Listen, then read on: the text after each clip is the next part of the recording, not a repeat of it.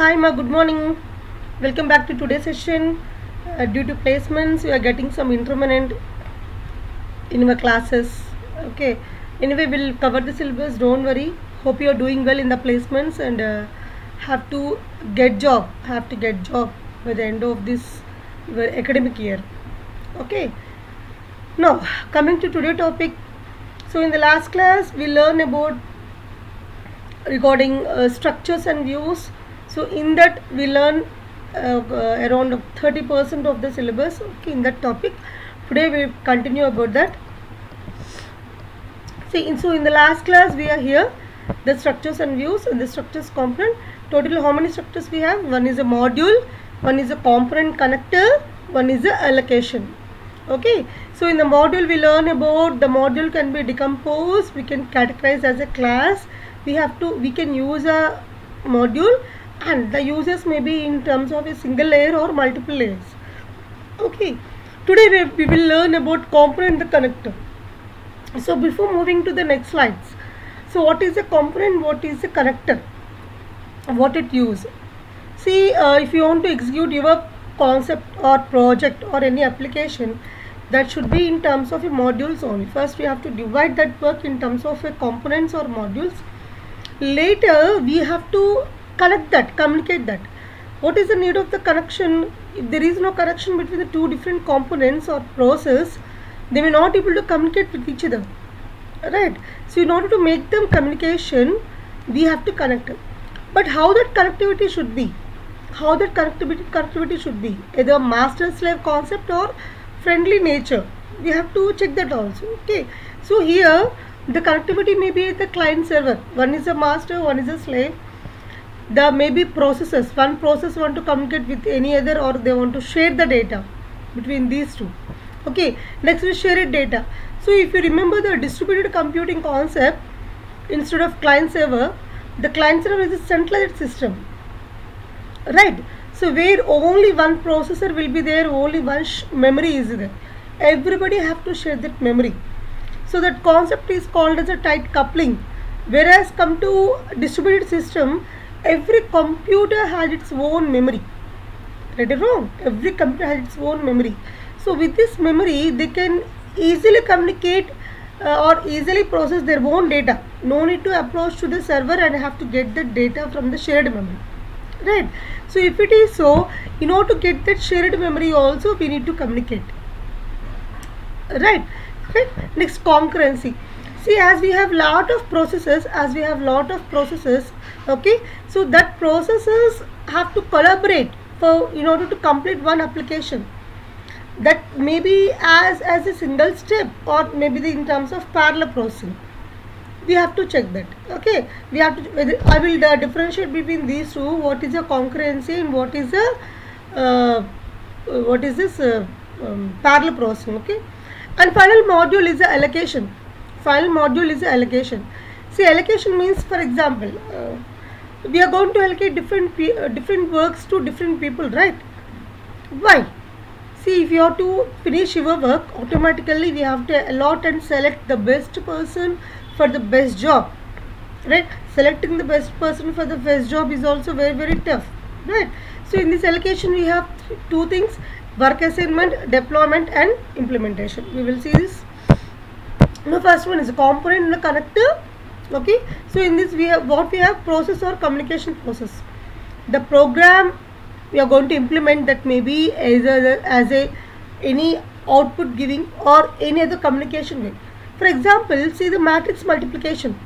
In the matrix multiplication program, we can give different type of programs, right?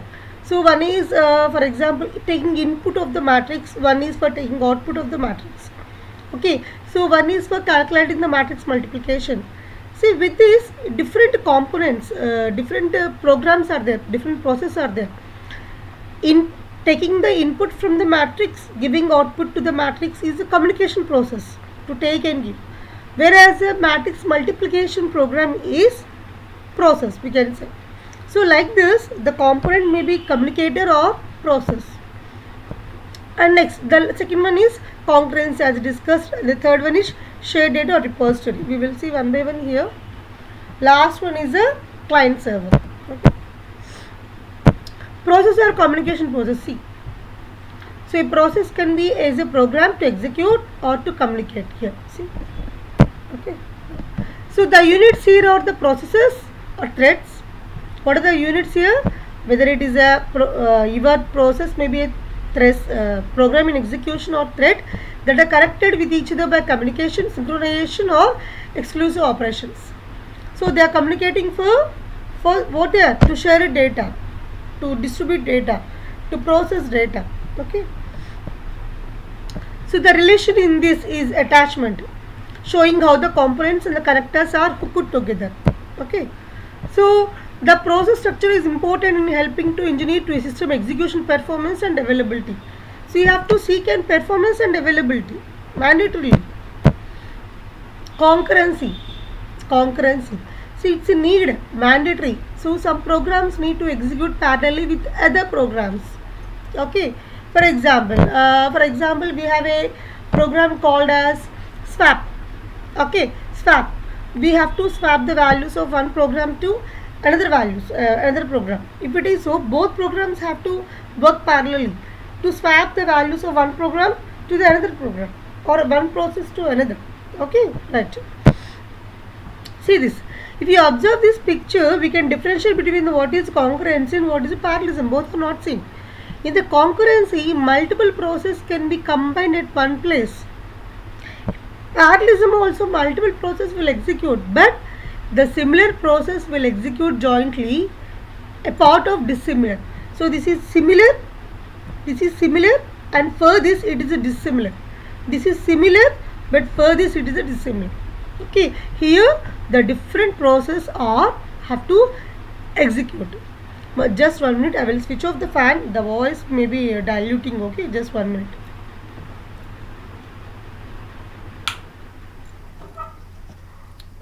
Right. Okay. Coming to the concurrency, in the concurrency we have lot many processes at one place. Right. See. So this component connector structure allows the architecture to determine opportunities for parallel processing along with the locations where resource contention may occur. They can share the locations also. So the units are components and connectors are logical threads or processes. Okay, you know about the what is a thread. You know about the thread. What is a thread, ma? Lightweight process. Means a single program or the process can be divided in terms of different threads or logical threads. So which can share the execution of a program. See, one thread is going to locate the program in the hard disk. One thread is going to find out the values. One thread is going to get the input from any other program. One thread is going to share your data to the program. One thread is going to executing. One thread is going to storing your data. See, with this what is happening? A parallel processing can be done along the sharing of the data or sharing of the process, so that time is going to reduce and output is going to be effective. Okay, so for the communication we need logical threads also, right? Yeah, so the concurrency, we can have to implement the concurrency in order to reduce our time. Share data or the repository. third one in this component in the concurrency. See, what is this is one type of concept where without this we can't share your data, where we can't access your data later for further processing. Just imagine a computer without a memory. Is it possible? No, not at all. So after processing your program, we have to store your data someplace so that we can recollect later. Okay, so here also see this. I am going to storing all my files or folders to some repository or disk, so that I can access back. Okay, so for this also we need to frame a structure, how to store, how to access, how to reposit. We have the architecture have to find out the structure for this also. Okay, so this structure comprises components and the connectors that create, store, access persistent data.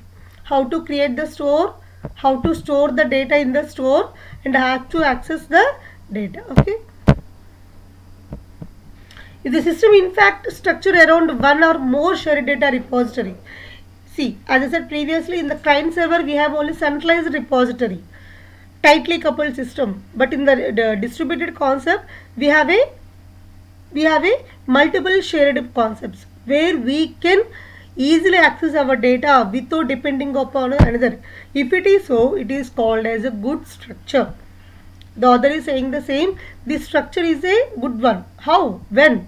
Around one or more shared data repository. Not one actually. It is more shared data repositories. With this, we can have good performance and data integrity also. Okay. Client server. The last one in the second one. In the component and connectivity modules, we have a last one, client server. Hope you remember this client server. So one is going to be the master, one is going to the slave. The slave had to make a request to the master to get the data. The master will process the data and gives the output. Okay, see this. If multiple systems are connected using internet or any connectivity automatically, so these can be called as a one main person is called as a server, remaining called as a clients. Okay. The system is built as a group of cooperating clients and servers. This is a good component. See why they are saying it is a main good one means actually previous days it is a good one, but not nowadays. Everyone have to share each other. Everyone have to work concurrently, but not totally depending on the other. The main drawback of client server computing is it is a centralized system. So when system collapse, the centralized repository is going to collapse. Automatically all data will vanish. We can't get back. Okay. Next. So the components are the client server and the connectors are protocols here. The components means the persons or the system to execute, those called as the client servers, and in order to execute they have to collaborate each other, they have to communicate each other, and this communication process is called as a protocols. We know we have lot of protocols learn: TCP, UDP, IP, HTTP, SMTP, FTP, Telnet. So these are all the protocols to communicate only, right? To share data. So yes, messages they share to carry out systems work, to share their data or messages. And finally the last structure in the first part of first unit, allocation structures. See, it's a big work, you know, to allot some work to anybody. We have to check whether they can fulfill that allotment or not. If you observe here, we have three structures we have to think about in the allocation structure. The architecture have to think about the how the work have to assign, how to deploy. Deploy means either storing or storing from your software or your data to any hardware or any shared data repository. And finally implementation, how to implement your concept. That is a big question also, right? Work assignment. See, I have this one empty slot. I have to give some work. Okay, this empty slot have to build by some people here. So they're everybody ready with their piece, but I have to think. So which one suits here? So automatically, if you want to give the same color for this piece, I would have to select this person, this blue person. No, if you want to going for any contrast, the different one to look or to present to get output, automatically either we can select any one of these people. Okay, based upon your requirement. So this is a work assignment allocation, right? So this structure assigns responsibility for implementing and integrating, for implementing your code and integrating different modules at a singular part. So work assignment is very, very important, ma. See, deployment. Next one is a deployment. See, how to store your programs or data, where to store your data. So these are big questions for the architect. See, whenever the program is running, they are going to store in the RAM only, okay, temporary memory. But after total completion of your execution, it is going to moving to the hard disk automatically without our intervention. So this is a programming methodology they developed when going to use any software. It is not doing by ourselves, it is automatically doing. So how does architecture also have to think about this? Where to store data temporarily in the RAM, where to store the data permanently in the hard disk? It's a big question, right? See, the deployment structure shows how software is assigned to hardware or processing along with the communication elements. So what is the deployment? It is allocation of a software. Software is going to assign to process, that is the hardware, and communication elements, right? So the elements in this are software, hardware, and communication. So way to deployment means who are the main roles in this concept is, one is the software, one is the hardware, one is the communication. Without communication we can't deploy our software to the hardware, right? No. So for this we have a relations in order to allocate it to or migrates to. Allocated to is assigning the job, migrates to is sharing the job or storing the job. Okay, now so we need to implement two modules here. One is allocated to, one is migrated to, right? And the third one is implementation. It's a big question. For the implementation we have to think a lot.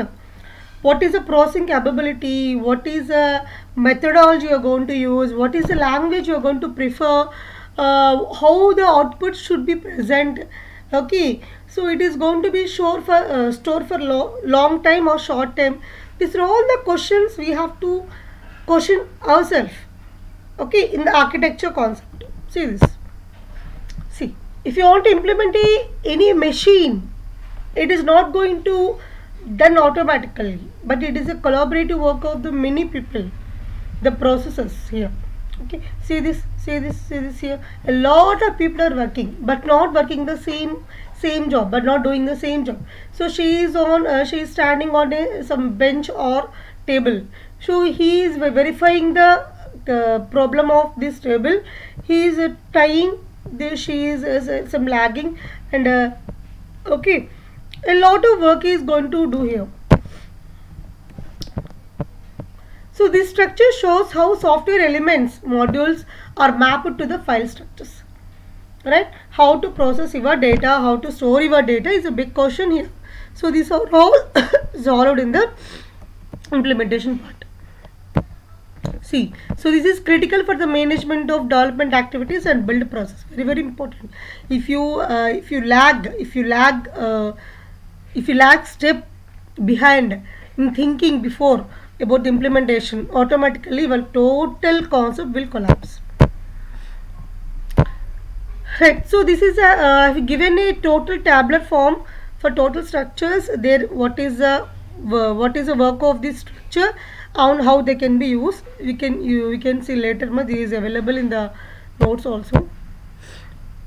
Now it's a big question now. Which structures to choose? It's a big question now. Which structures to choose now? Okay. Now we have a lot of structures here, but we have to think which structure I have to choose. So in my view, according to my view, every structure is important. Whether it is a model structure, module structure, or component or connectivity structure, or it is going to be which one? Last one, repository structure. Everything is very important. So allocation structure.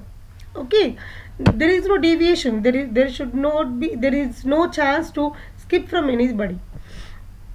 But Krachan, a person who is a good software architecture previously, he suggested to view any concept, to see any architecture in terms of 4 views, 4 things to remember. For example, for me my views importance is the college, my career, my family, my kids, and my growth is also very important. Okay, like this, for any architecture we have to think about the views. So he suggested 4 views. So this structure is called as a 4+1. What is this? 4+1. So if you are going to verify the 4 views, these views can be formed as a one structure for the architecture, for the your total design of your application. So this is called as a rational unified process. What is this called as a rational unified process? So Krachan's 4 views as follows. First one is a logical. Logical means how to execute, how to program, how to develop your concept logically. Next, process, how to, after verifying this logic, we have to place this as a program, we have to start coding. Next one, development, how to implement that, based upon your methodology, based upon your language, based upon your hardware requirements. Final one is a physical. Now here we came here for processors, memory, network, storage. This comes under physical. So any architecture we have to think in terms of four. What are those? The logical view, the program or process view, how to develop view, and how to store, physical view. Okay. See one by one. Logical view. So logical view means key abstractions. It is not going to in detail. For example, I have to go to some place. I want to visit some place. What is my abstract view? What is the outline I used to see? What is my budget? Okay, how many days I have to plan for trip, and what is the path I have to select to move to the place. This is the abstract view. But I have to go in depth for the budget. First of all, I have to think how much I have to spend for traveling, how much I have to spend for shopping, how to have to spend for food, or any other accessories I have to buy there. Okay, so this is going to divide. And if I verify for the traveling, how many kilometers I have to think, means whether I have to prefer the car, I have to prefer for any bus or train, I have to think. So these are all abstract view, not in detail, like this here also. So for this we have to think about the object oriented concept, because this contains objects. So every entity is called as an object in the world. They can be shared, they can be processed. So this is called as a module view. What is this called as? This is a module view, because the architecture basically is a collection of modules, different components. Okay. Process.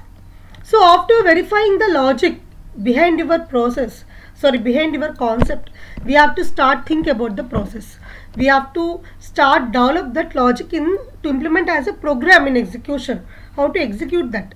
Okay. So this view addresses concurrency and distribution of functionality, that is execution, along with the concurrency and parallel works. So it is a component and connector view. What is this? It is a component and the connector view. How the components have to develop or implement, how the components have to connect. Next, development. If you see this development, so this view shows the organization of software modules, how to organize them, how to develop them, like which contains a library, subsystems and units of development.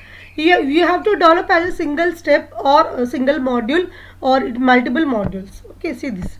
So it is an allocation view mapping software to development environment. Okay, and finally the physical allocation in terms of memory, processor and etc. communication modules, right? So finally, how the view structure is going to be. See, we have a logical view. The logical view is going to communicate with the process view. The process view will communicate with the physical view store. This physical view is going to access by the deployment view. So, okay, so this is going to like this, logical view from the development view from the physical, and from the logical view to process, and we can go to physical also. Okay, so finally we have four. It is how to give output to the end user, how to programmers have to implement this, how the integrators have to verify this, and how to system engineers have to develop this. Okay. Next, now we finish the first part for last few classes. Now it is a turn to part 2, architecture business cycle. So what is the main business of this? Okay, so we will learn about this in the next class. Okay, so till now have a nice day.